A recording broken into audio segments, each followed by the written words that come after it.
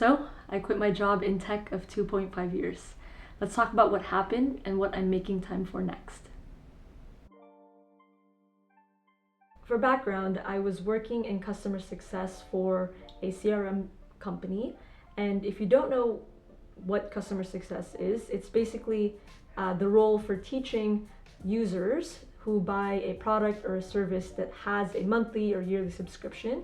And your goal is to teach them how to use that product or that service so that it can solve their problems or help them solve their problems, and in return, pay the company. So a year into that role, I started working with students on a one-on-one basis to coach them on their executive function skills and tutor them on challenging assignments while also teaching them how they can use AI for learning. I did this because before working in tech, I was a teacher. I taught high school computer science and math, and I loved it. And it was also one of the most challenging careers I've ever done. But I wanted to get back with working with students. And I think fast forwarding to this fall of 2024, it just became overwhelming. I think I just had so many things in my plate that I felt burnt out, and I craved having less things on my plate. And at that time, while feeling burnt out, I was also starting to see the opportunity with the education startup that I was growing.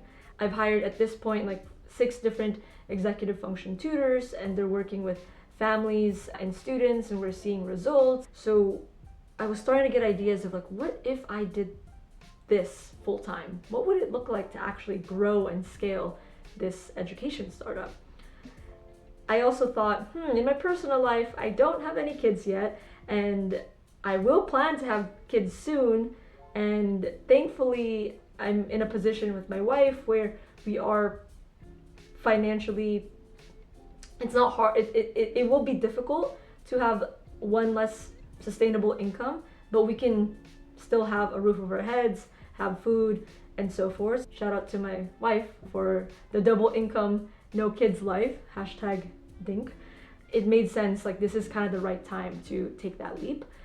As I'm reflecting on this, it really does feel like I'm your stereotypical millennial who leaves a job and on average like every 2 to 3 years. But also, I think the older I get, the more I want to align my skills and talent with things that I feel fulfilled in, are fulfilled on, and be able to strive towards the impact that I want to have in this world, as cliche as that sounds. So anyways, before I went full-time in my education startup, I wanted to take a mini sabbatical. Technically, I'm working with students on average 2 to 3 hours per day, and I wanted to commit to working with them and honor those sessions. But outside of those 2 to 3 hours per day, I had honestly like the whole time in my day to just do whatever I want. So everything in my schedule was empty, and it honestly felt great. In that mini sabbatical that I took, I had 3 learnings that I want to be able to take into my startup life. Those 3 learnings are: number 1, make time for spontaneity; number 2, make time to work out; and number 3, make time to learn. So what does it mean to make time for spontaneity? So the first day that I quit my job in tech, I ended up going clubbing with my wife. It was so fun to go to a club at 9 p.m. and at 9 p.m. they don't charge you for cover. So that was great to go in and not have to pay. And we stayed maybe till 10:30 or 11, and we're like, yep, we're gonna go get a good night's sleep and go home. They also played My Homegirl Chaperone, and there's this video where we're dancing to Hot to Go, and whenever I look at that video, it just feels so happy and feels so freeing. The next day or on that weekend, I spontaneously went on a cleaning mode. I heard our Roomba just cleaning around the living room, and I was like, wow, the place looks a little messy from hosting people, and now we're also hosting my college roommate the following week, so we should kind of tidy up the place. So I saw the Roomba, and I'm like, okay, I'll clean if you're cleaning. And I ended up doing at least 5 different loads of laundry, from putting the dirty clothes in the washing machine to the dryer, folding them, putting them away, cleaning the kitchen, and Now, when I go to, our room, or I look at my laundry basket, or I go into our closet, it just feels nice, it feels clean, it feels organized, and my brain is just feeling a lot more tidy, and as a result, it just feels happier for me to be able to walk in these spaces. So yeah, spontaneously cleaning, that was awesome. And then that Monday in my mini sabbatical, I was able to make dinner plans day of with a friend. I literally cannot tell you the last time I was able to make dinner plans with a friend that same day. And it's because the past 1.5 years has been working on average like 10 to 12 hour work days. And it's just, you're just beat from the day that it's just hard to put yourself out there. So it was amazing to be able to do that and really reap the benefits of spontaneity.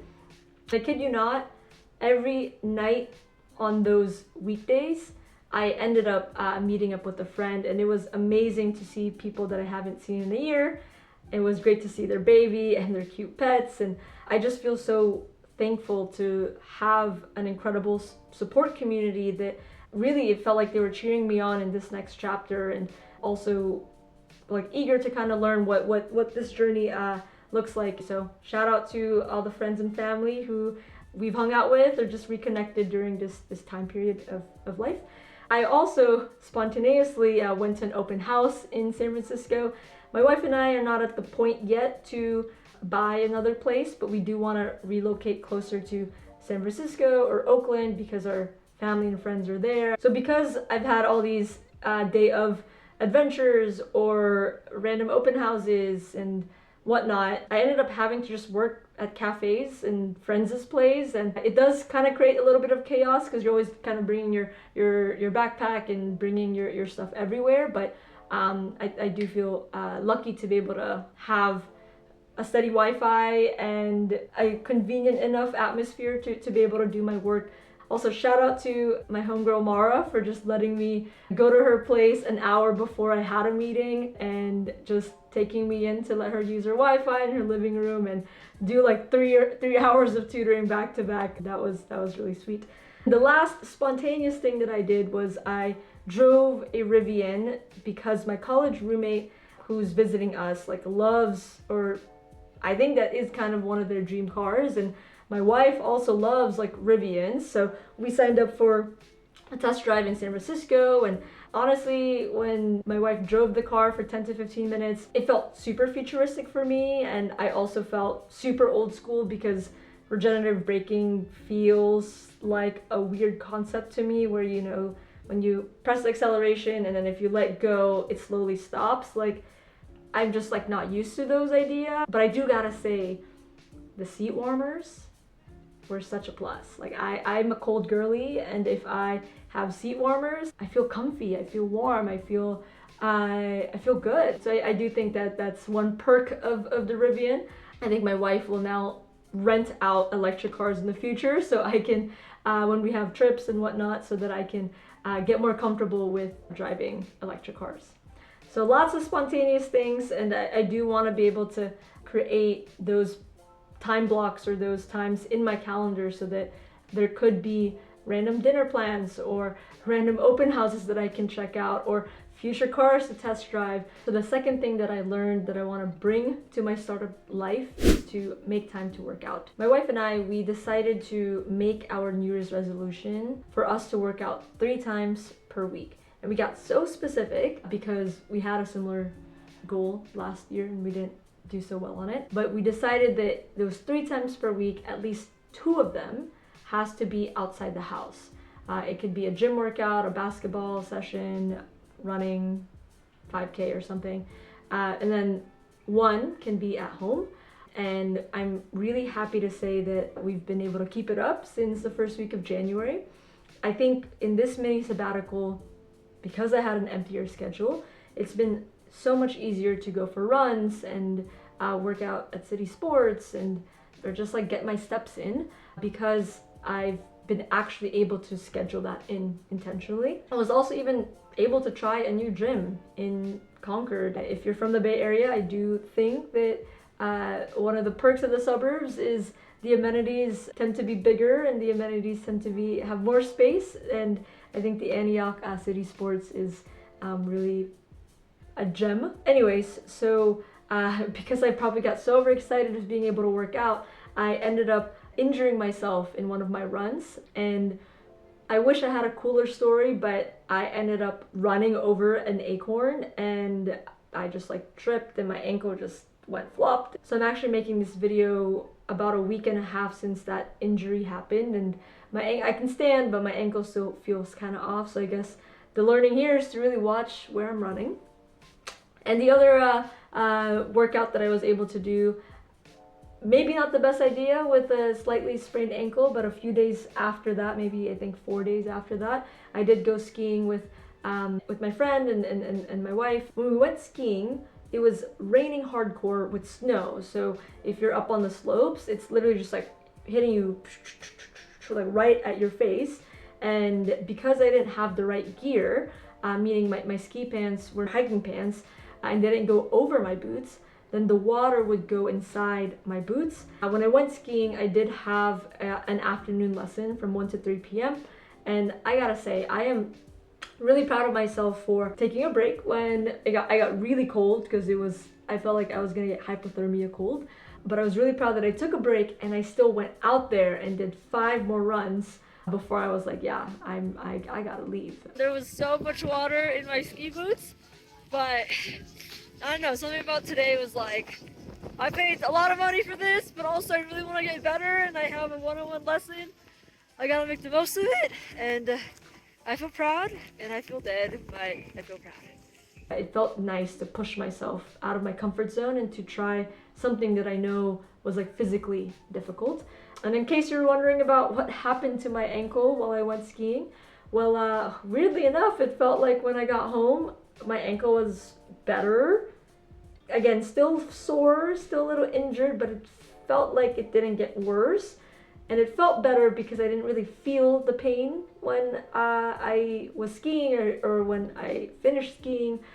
And I think maybe it's just because it was cold on the mountains. So yeah, just gonna keep making time to work out, and I think it is more fun to do it with friends, more fun to do it with my wife, and more fun to kind of start to see your progress, just the way that I saw my progress with skiing. Okay, so the third and last thing that I learned is to make time to learn. Another New Year's resolution that my wife and I have is to dedicate 2 Sundays in the month to work on any project we want to do. My wife has her personal projects, and a lot of my personal projects are related to the business. One of my personal projects was to automate emailing the survey results for a survey that my students will take in the beginning of the semester and at the end of the semester to measure their growth in their executive function skills.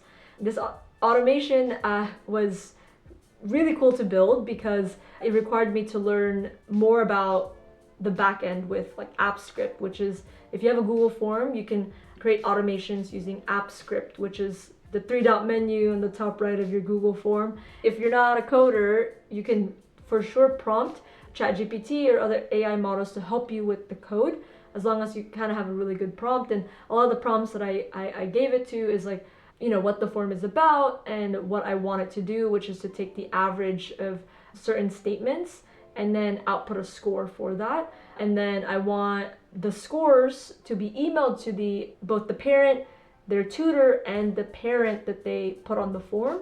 And I also want it to give instructions of like what the form is about and how to read the results. So it was cool to be able to automate.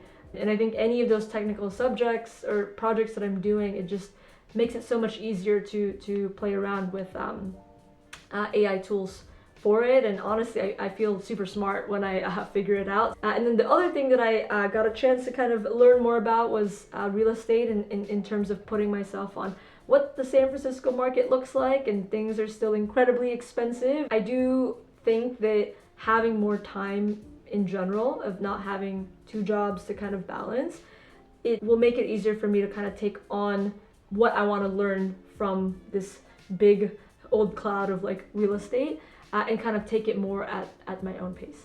And then maybe after this, the thing that I'll learn next is the ins and outs of the Rivian, and who knows if that's the car that we'll get next time. And I think that's something that my wife would love to hear. Thank you so much for recapping my mini sabbatical with me. I'm thinking of making a lot more of these like behind the scenes videos where I share a failure that I have learned from in my startup journey. And I'm also thinking of sharing how we're building new programs. The summer is around the corner, and we want to be able to build one-on-one programs for students and also smaller group models to help students prepare for the next school year. And lastly, I'm doing a lot of sales and marketing projects, and maybe I'll share a thing or two about those and whatnot. But in the comments, I'd love to know if there's any particular questions or topics you're interested in, and I'd love to see how I can include that in this series. So with that, thank you again for tuning in, and I'll see you in the next one. Peace!